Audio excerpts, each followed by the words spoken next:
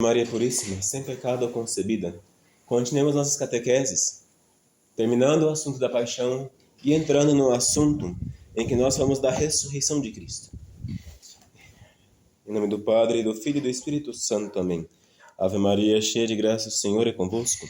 Bendita sois vós entre as mulheres, bendito é o fruto de vosso ventre, Jesus. Santa Maria, Mãe de Deus, rogai por nós, pecadores, agora e na hora de nossa morte. Amém. Louvado seja nosso Senhor Jesus Cristo, para sempre seja louvado, e nossa Mãe Maria Santíssima. Padre, do Filho e do Espírito Santo. Amém. Perdoe os barulhos externos dessa formação. A paixão de Cristo, vamos terminar este assunto para iniciarmos outro. A paixão de Cristo nos trouxe um valor de resgate satisfatório a Deus. O pecado nos trouxe uma dívida infinita com Deus, porque a dívida, ela vale de acordo com a pessoa ofendida. Então, se eu ofendo a uma pessoa, a um escravo, terei que dar a dívida do escravo. Praticamente nada, entre aspas. Mas se eu ofendo ao Senhor, então a dívida é infinitamente maior. Neste caso, o Senhor é Deus. Então a dívida é infinita. Se eu ofendo somente a um homem, a uma criatura, a dívida é finita. Mas se eu ofendo ao próprio Deus, a dívida é infinita. Portanto, para se pagar isso, o pagamento deveria ser infinito. Por isso que Deus viu a necessidade de vir e encarnar-se para viver conosco. Poderia perdoar-nos do céu, mas não o quis. Ele quis vir e pagar por nós. Como o homem pagar a dívida do homem. E assim Deus pagou a dívida de um valor infinito. Mas a diferença é que o pecado, por vir de um homem, apesar de ser um valor imensurável e praticamente infinito, nós podemos ainda dizer que a paixão de Cristo sobrepujou, por causa que Cristo era homem e Deus. Então o pagamento não foi um pagamento simplesmente infinito, mas foi como se fosse 2 vezes mais infinito, se fosse possível uma coisa destas. Por causa que, afinal de contas, Deus pagou a dívida e superabundou a nossa dívida. Superabundou em graças para nós. Por isso que nós vemos que a diferença dos santos da antiga lei para os santos da nova lei é uma diferença imensa. Um exemplo, Santo Elias, que foi um dos maiores santos da antiga lei, ele ainda teve grandes tormentos e grandes coisas. São Francisco, que é o santo da nova lei, ele teve uma vida extraordinária que superou muita de Elias. Então nós vemos a diferença que há de um santo da superabundância das graças da nova lei, que é em Cristo, das graças atuais que recebiam somente na antiga lei. Foi um sacrifício agradável a Deus, porque afinal de contas o homem fez um pecado, tanto da desobediência como os outros pecados que vieram, que foram uma coisa que ofenderam muito a divina majestade. E nós vemos que a única coisa que pôde aplacar a ira de Deus, a satisfazer a cólera de Deus ofendido, foi a morte de Cristo na cruz. Mas ele, como eu já disse, uma prece, uma oração, uma gota de sangue que furou num dedo na agulha, teria sido suficiente. Mas a paixão de Cristo satisfez a cólera divina de uma forma que não precisa mais fazer outra coisa para satisfazer o nosso pecado. A única coisa que nós temos que fazer é completar em nós, ou seja, fazer com que a paixão de Cristo seja terminada em nós. Ou seja, mortificar a nossa carne para que o nosso espírito domine a nossa carne e nosso espírito esteja sujeito a Deus. Assim, nós podemos fazer com que a paixão de Cristo valha para nós. Mas não porque faltou alguma coisa, mas é porque a paixão de Cristo tem que valer para nós, e só vai se nós estivermos sujeitos a Deus. Este resgate resgatou-nos de uma vida frívola. Nós vemos a diferença. A antiga lei, ela só estava restrita a um pequeno povoado. Nos países, Israel é um país, hoje em dia é pequenininho, na época era um pouquinho maior só. Ainda pegava Jordânia, Cisjordânia ali, um pouquinho ali, ficava um pouquinho maior, mas era pequeno em comparação com o Império Romano, que era toda a Europa. Era pequeno com aquela... Era pequeno em comparação com a China, pequeno em comparação a tudo. Então nós vemos a pequenez, a infinita pequenez do reino que pertencia a Deus naquela época, e o reino pagão ao redor. Então os pagãos ao redor eram todos frívolos, impúdicos, ébrios. As mulheres pareciam umas mulheres da vida, me perdoem a expressão. E o próprio Israel era contaminado. Muitos israelitas, eram poucos os santos israelitas. Muitos israelitas viviam a vida como se fosse pagão. Então Jesus Cristo veio e nos mostrou pelo exemplo da cruz o que devíamos fazer. Viver uma vida mortificada, uma vida exemplar. A cruz de Cristo, ela não foi somente uma cruz de resgate para nós, no sentido de que ela nos satisfez o pecado perante Deus, mas também de resgate para nós enquanto nós mesmos. Porque a cruz de Cristo resgatou-nos de nossas próprias más inclinações. Portanto, a cruz de Cristo nos trouxe a reforma de nossa vida. Resgatou-nos da frivolidade que vivemos no passado, das impudicícias, das ebriedades. Pela cruz de Cristo nós somos resgatados da nossa vida ruim.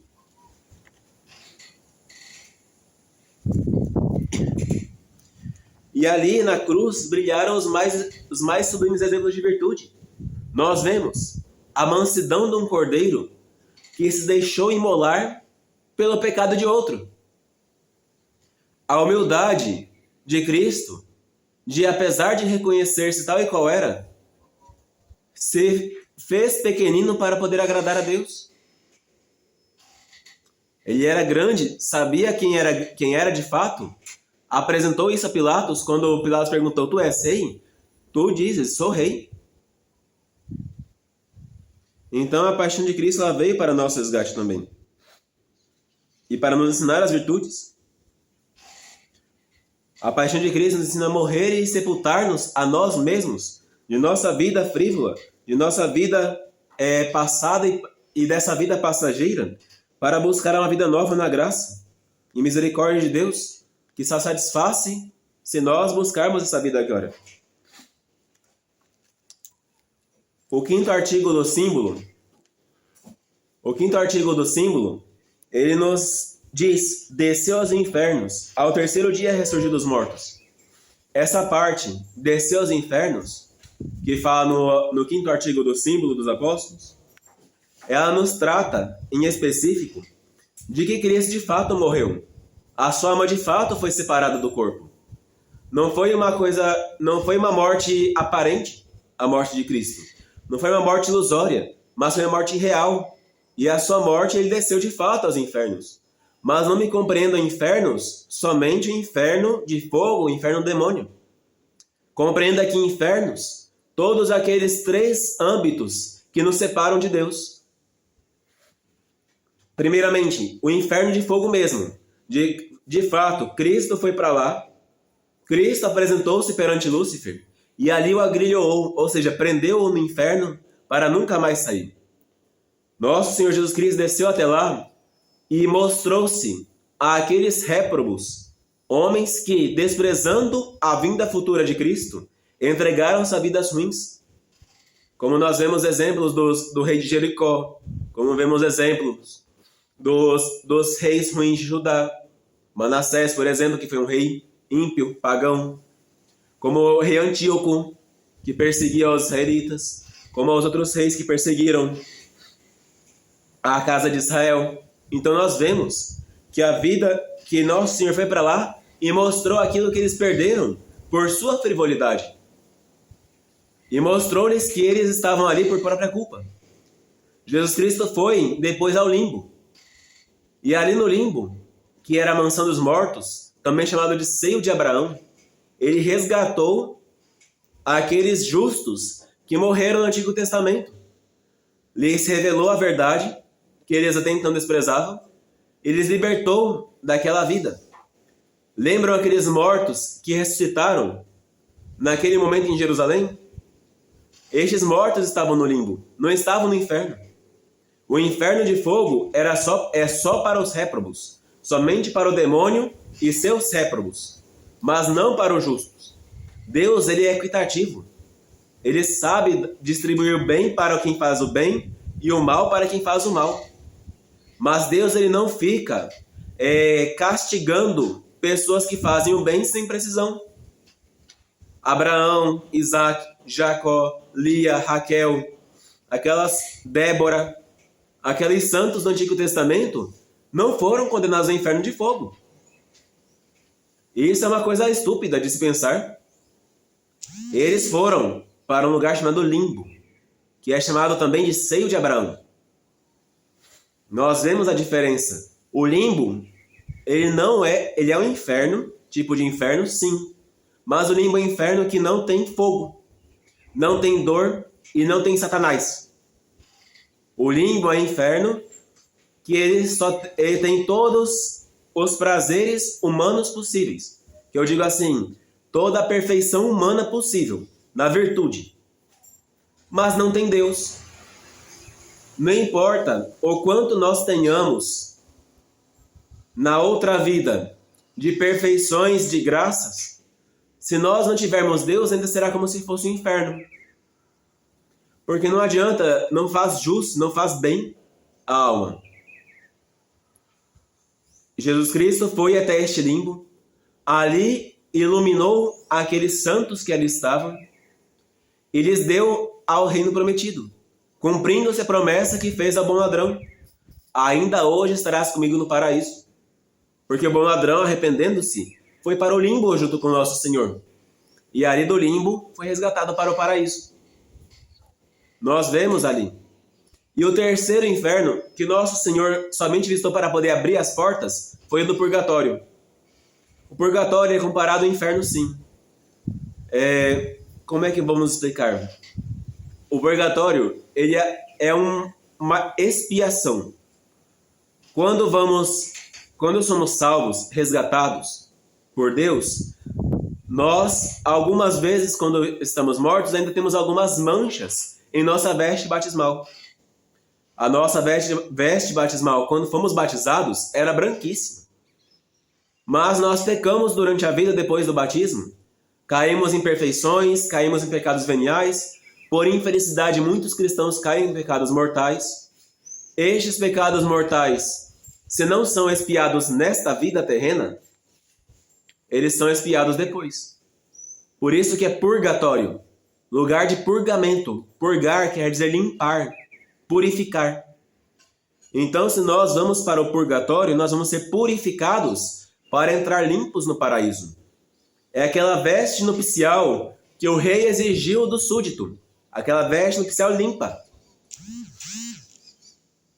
Nós temos que purificar-nos no purgatório se nós não estamos limpos perfeitamente.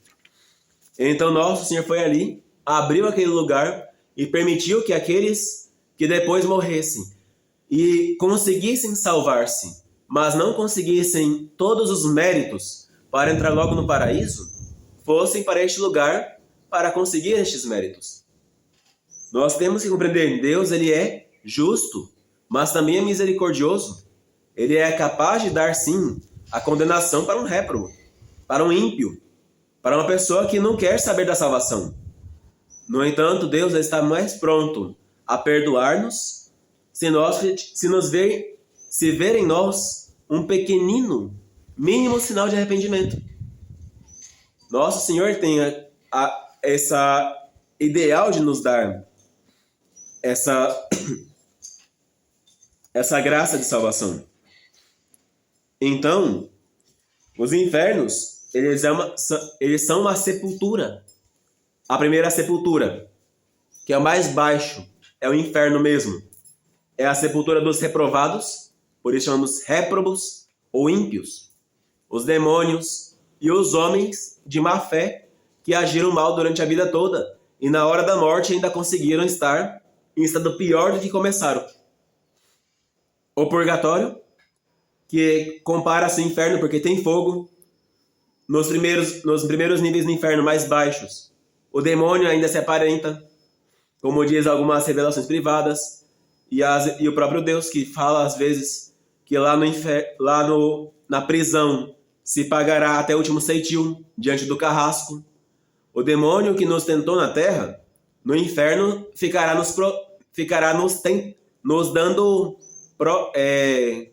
nosso carrasco, nos dará como que chicotadas de língua, principalmente dizendo a causa por que estamos ali. E o limbo primitivo fechou para os justos. Então não importa o quanto seja justo você, se não tiver a fé, não vai para o limbo, vai para o inferno. Deus Nosso Senhor, na nova aliança, Ele só permite duas coisas, ou o céu ou o inferno. O purgatório é uma passagem só. O purgatório não conta. O céu ou o inferno. Se a pessoa foi boa, ela vai para o céu, nem que tenha que se limpar no purgatório, mas vai para o céu. A pessoa que foi má, ela vai para o inferno. Mesmo que tenha feito algumas bondades na vida, se aquilo não serviu como arrependimento, é o inferno. Não tem mais limbo. O limbo era para a antiga lei, quando o paraíso nos estava fechado. Na nova lei, o limbo só existe para as crianças que morrem sem batismo, até a idade da razão. Portanto, é dever de um cristão batizar seu filho quanto antes. E peca mortalmente o cristão que deixa de fazê-lo. Porque a criança, ela tem direito à salvação no paraíso. E a criança só tem o pecado original. Se ela morrer naquele estado do pecado original, ela não vai poder ir para o inferno. Deus não é injusto.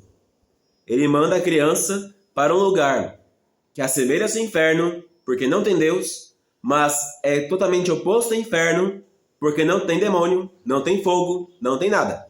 É só um lugar escuro, tenebroso, onde se encontra toda a perfeita alegria natural que eu digo, sem dor, sem miséria, sem cansaço, sem doença, mas espiritualmente falando, como não tem Deus, compara-se ao inferno. É obrigação do pai batizar seu filho quanto antes. Eu queria batizar meu filho logo que ele nascesse. Vai e batiza. É melhor. Ah, mas não pode, que o médico não deixou, tem que ficar entubado. Primeira oportunidade, se a criança vê que não melhora, vai lá e batiza. Ou manda a enfermeira batizar, se não deixar entrar. Mas se a criança sair da incubadora, vai logo para a igreja. Primeira coisa, a alma da criança. Depois a gente pensa no resto. Cristo desceu para o inferno somente com sua alma. O corpo dele, morto, estava sepultado num túmulo de pedra. A alma de Cristo, separada do corpo, desceu ao limbo, ao inferno, ao purgatório. Depois, no terceiro dia,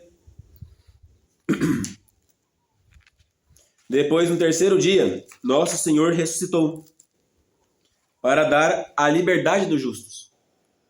A ressurreição de Cristo, ela veio para nos dar dois sinais. Primeiramente, para os justos do Antigo Testamento, que aquelas promessas que eles seguiram durante a vida toda e esperaram com paciência no limbo, durante todo aquele tempo que estendeu-se desde sua sepultura até a vinda de Cristo, foram cumpridas. Para eles, foi uma bênção maravilhosa, porque eles puderam receber com agrado e com benevolência tudo aquilo que lhes fazia direito. Mas, para nós, cristãos, a ressurreição de Cristo nos trouxe outra bênção, que foi um sinal de que, de fato, nós também podemos ressuscitar depois dessa vida de dores. Essa vida transitória, que a maior dor que foi possível nesta vida foi a paixão de Cristo. Porque, comparemos de novo, o homem é um ser muitas vezes insensível, um ser muitas vezes que tem várias coisas que lhe prendem à sensualidade e que lhe tornam insensível às coisas espirituais. E Cristo, que era um homem perfeitíssimo, sem dolo e sem mancha, e ao mesmo tempo Deus. Ele tinha uma sensibilidade que estava aquém, além de todas as coisas que nós podemos compreender. Para ele, moralmente falando, ser condenado injustamente era pior do que para nós, porque nós ainda temos, às vezes, culpa de algumas coisas. E a condenação à morte para nós, às vezes, é muito bem merecida, infelizmente. Mas para Cristo, não. E nós vemos que ele fez isso com a primícia de entre os mortos. Ele morreu, não o primeiro homem a ser morto, porque o primeiro homem a morrer foi Adão. Melhor, foi Abel, no caso, né? Mas só que Cristo, sendo o primogênito do Pai, ele foi o primeiro que nos trouxe a verdadeira graça, a morte verdadeira, que é a morte para o paraíso, que é uma passagem simplesmente, a verdadeira Páscoa. Mas, diferente dos primeiros pais, de Abraão, Abel, Adão, Sete, que encontraram a morte e uma sepultura límbica, que trouxe somente uma perfeição física, mas não trouxe uma perfeição espiritual, Cristo nos trouxe a perfeição espiritual toda com sua morte. E nos trouxe um exemplo de como fazer para morrer. Seguindo este exemplo, vamos viver com ele também.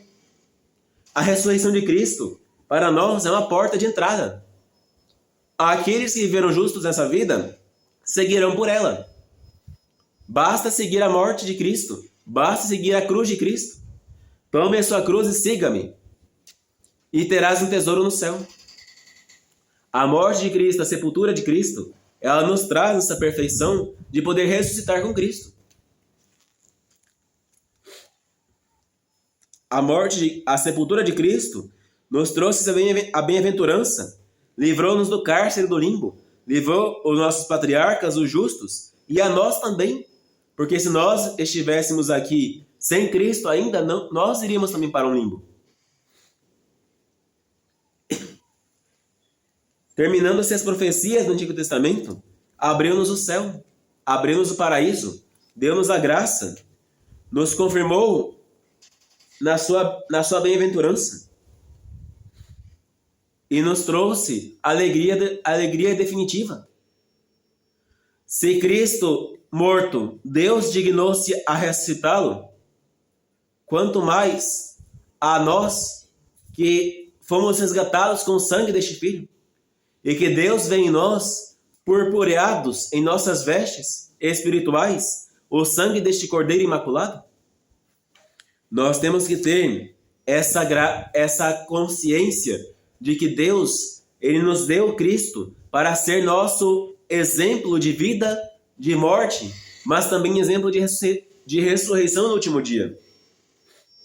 Aqui nós vemos, por exemplo, a Assunção de Nossa Senhora, que a Assunção de Nossa Senhora não foi um mérito pessoal, mas foi para corroborar essa graça que Cristo recebera, para que nós pudéssemos ter esperança de nós também podermos receber, já que a Virgem Maria era somente uma mulher mortal, não tinha divindade entranhada em si, exceto pela graça da inabitação.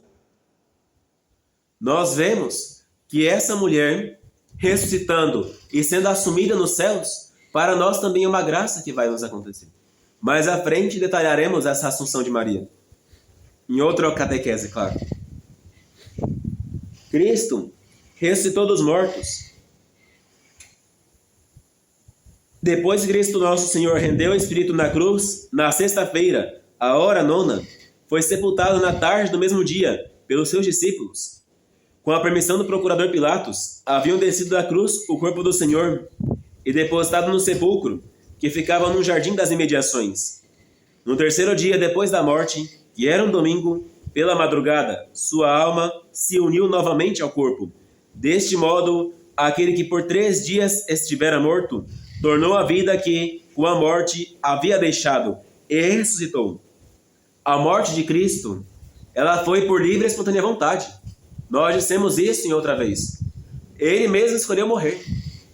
Como nós vemos no próprio Evangelho, que vieram buscá-lo, e ele poderia ter chamado 12 legiões de anjos, como dá próprio testemunho de si. mas ele mesmo escolheu morrer. E também, por própria vontade, ele ressuscitou dos mortos. Por própria vontade, pela própria escolha, ele ressurgiu dos mortos, tal e qual uma fênix, que morrendo, queima-se toda em cinzas, mas depois das cinzas, ela renasce para a graça. Assim, Cristo, nosso Senhor, ele nos trouxe, pela sua própria virtude, a própria ressurreição. Essa é uma graça da união hipostática. Como Deus e homem estavam presentes num só Cristo, assim essa graça de unidade que havia entre os dois trouxe para a alma e corpo de Cristo a ressurreição plena pela própria virtude do Deus que habitava em ambos. Para cumprir-se a profecia, por causa que, cheio do Espírito Santo, Davi já havia predito com as seguintes palavras: fizeram-no triunfar a sua destra e o seu santo braço. E o próprio divino mestre dava testemunho: largo a minha vida para tomar de novo. Eu tenho o poder de largá-la e tenho o poder de tomá-la novamente. Quando estavam os judeus a tentá-lo, ele dizia: na hora que chegar a minha hora, eu darei a minha vida. Mas destruí este templo e em 3 dias eu reconstruirei. E os apóstolos dão a explicação. Falava ele do templo de seu corpo. Então, os judeus só tiveram poder para dar a morte de Cristo, porque ele mesmo deu esse poder aos judeus. Mas depois, ele mesmo disse a eles: vereis que eu retomarei o meu corpo. Eu mesmo farei a minha vida.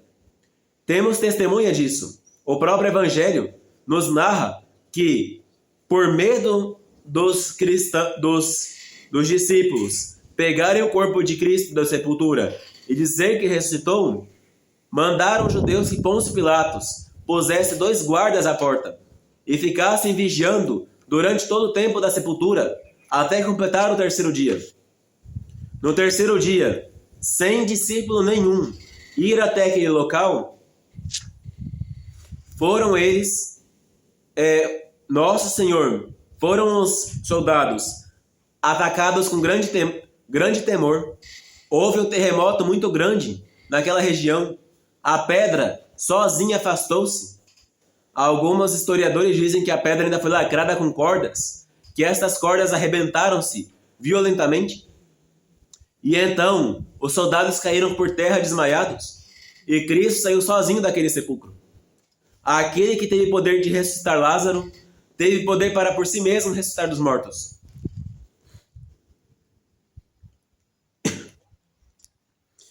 Às vezes lemos nas Escrituras que Cristo foi ressuscitado pelo Pai. Essas passagens devem aplicar-se a Cristo em sua natureza humana.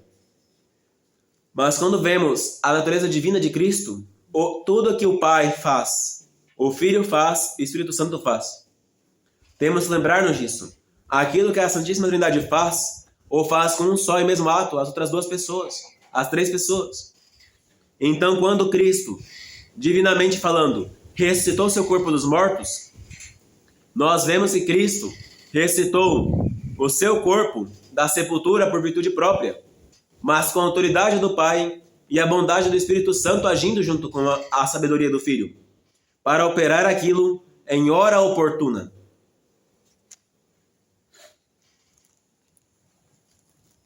É também o apanágio de Cristo ter sido o primeiro de todos os homens a receber o divino benefício da ressurreição. Por conseguinte, nas Escrituras, não só o primogênito dentre os mortos, como também o primogênito dos mortos, o apóstolo declara: Cristo ressurgiu dos mortos, como primícias dos que dormem.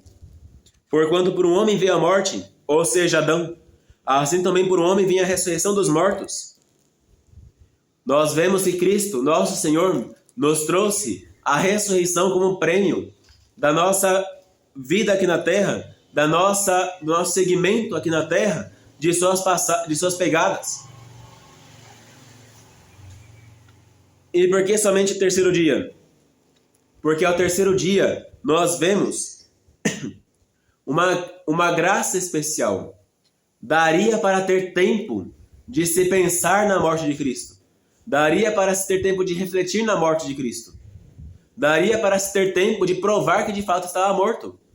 Se ele houvesse desaparecido no primeiro dia, morreu e ressuscitou, muitos diriam: ah não, os discípulos pegaram o corpo e carregaram, esconderam o corpo, para dizer que ressuscitou.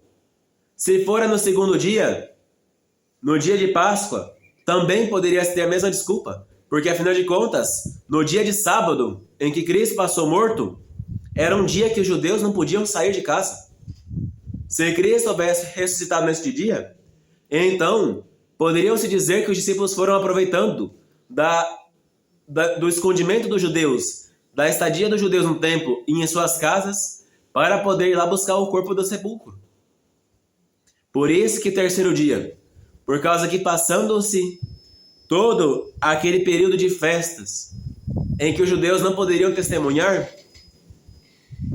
então ele ressuscitou no momento em que todos estavam, no momento em que poderiam estar atentos à ressurreição de Cristo. E ressuscitou sem morrer outra vez, ressuscitou para a vida eterna. Assim, diferente de Lázaro, diferente do filho da viúva de Naim, diferente filho da filha de Jairo, diferente do homem que Eliseu ressuscitou e da criança que Elias ressuscitou, Cristo ressuscitou para nunca mais morrer.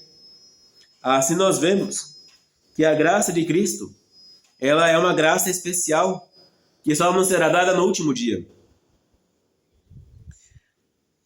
Nosso Senhor poderia ter retardado um pouco mais a sua morte, uma semana talvez, para dar mais provas de sua sepultura. Todavia, ele quis ressuscitar logo o terceiro dia para dar provas de sua divindade. Bem como que o terceiro dia é um número simbólico, a Santíssima Trindade. O terceiro, o 3, é um número simbólico, muito grande para toda a nossa cristandade. E também porque representa a bondade de Cristo ressuscitar. Na próxima catequese, terminaremos esse artigo do creio, senão ficará muito extenso. E daqui a pouco iremos para a Santa Missa. Esperamos que vós, unidos em orações conosco, possamos sufragar todas as almas dos fiéis defuntos neste mês de novembro, que é dedicado especialmente às almas. Ave Maria Puríssima, sem pecado concebida. Ave Maria, cheia de graça, o Senhor é convosco. Bendita sois vós entre as mulheres, bendito é o fruto de vosso ventre, Jesus. Santa Maria, Mãe de Deus, rogai por nós, pecadores, agora e na hora de nossa morte. Amém. Em nome do Padre, do Filho e do Espírito Santo. Amém.